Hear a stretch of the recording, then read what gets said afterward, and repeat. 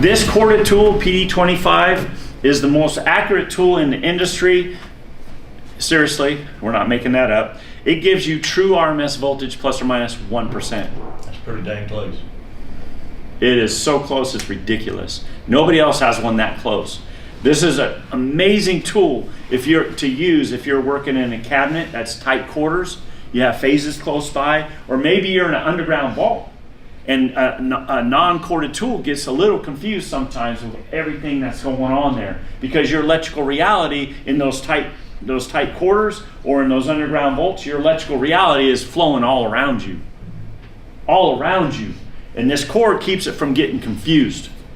Now on our wireless, we kind of do something that no one else does either to keep them from getting confused, and we use a non-metallic insulating paint. Okay? No one else does that either. Huh? We do a lot of things. But yeah, so our wireless are actually very accurate as well. And you're going to see that today when we go further. Good questions. Any other questions? What do you got it hooked to right now? So the secondary probe, and I could just remove it because it's so close to the ground. I don't have to have it in the ground plug. We'll do the rest of the training with it out of this plug. Here's the secondary probe right here.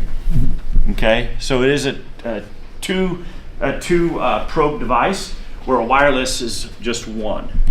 Okay, now we do have an adapter that goes on the end of the secondary probe with an alligator clip or a C-clamp, to where one guy can take this and go ahead and go to a ground, connect it to the ground, and then use the tool as a one user tool.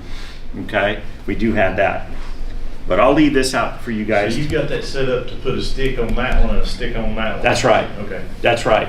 Yeah, you'll have a stick here, like if you're a hypon with this tool, you're going to have a stick here, obviously, and you're going to have a stick on your meter probe, secondary probe, and meter probe.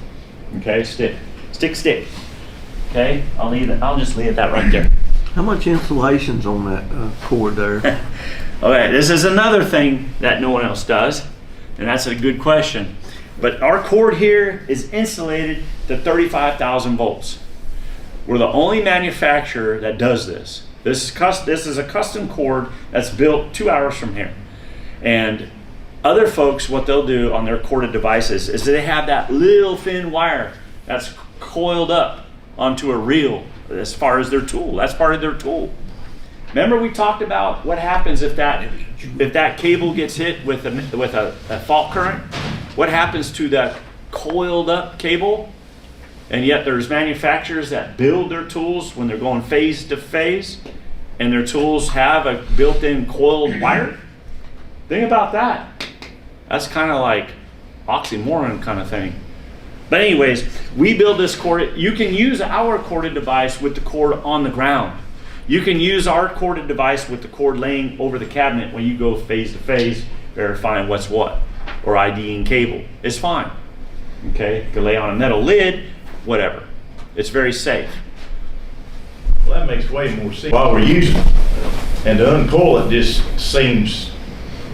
First of all, to uncoil the coil is what you want to do, because you don't want it coiled when you're using it. What if it gets hit with some high current, man? What's it gonna do? And if it's close by you while you're using it, what's it gonna do? Do you ever have anybody come back and retest that? I know it's rated for 36,000 volts, but you ever come back and test it? Yeah, so what we do is we suggest that you calibrate your tools every 12 months. If a tool comes in for recalibration that's a corded tool, one of our corded tools such as this, then we test that cable as well as far as accurate working. Now, as far as visual inspection, remember the care part. If you have a corded device, you're going to want to visually inspect that cord and make sure you don't see any nicks or big abrasions. If you do, you want to replace that cord, just to be safe.